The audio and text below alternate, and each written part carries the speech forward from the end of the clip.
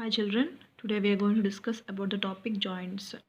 Joint means the place where two bones attach each other. The place where two bones attach each other is called a joint. For suppose, see this in skeletal system, this bone and this bone is joining here.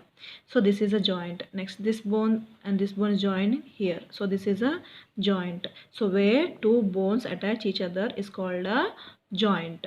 Okay, in joints we are having two types. One is immovable joint, next one is movable joint. Immovable and movable. What is immovable joints? Joints which are not able to move. See, the joints that do not allow any movement of bones are called as immovable joints. Means the joints which are not moved by us are called as immovable joints. For example, the bones in the skull. See, in the skull, all these bones are attached, but we cannot move all these bones except this lower jaw. So, remaining all are called as immovable joints. Means the joints which cannot move are called as immovable joints. Example, skull bones. Okay.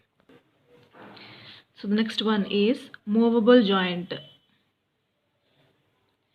Movable joints. The joints which can be moved. The joints which can be moved are called as movable joints. So in this movable joints we are having three types: pivot joint, ball and socket joint, hinge joint, and gliding joint. So the first one is pivot joint. Pivot joint means which is the joint? See, the joint placed between the first vertebrae and the skull. See, the skull is attached to the vertebrae. So here it is attaching. So this joint is called as pivot joint. The joint which is attached between the first vertebrae and the skull is called as pivot joint. See, it is found between the skull and the top vertebrae. So it allows us to move our head up, down and sideways. So this joint will allow our head to move up, down or sideways. Okay. The second one is ball and socket joint. Ball and socket joint. See here. Ball and socket joint. These joints are present near our hands or legs. These are found in the shoulders and the hip. These are found in the shoulders and hip. They allow twisting and turning movements of hip and the swimming movement of our arms. So see here. See here. These are the shoulder joints. These are the shoulder joints. These joints are called as shoulder joints. With this help only we can lift our hand, move our hand or twist our hand. Okay. Next, the third one is hinge joint. Hinge joint means what? These are found in knees, elbows, fingers and toes.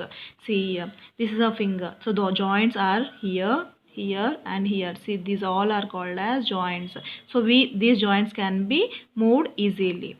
So here, see, elbow. This bone and this bone is attached.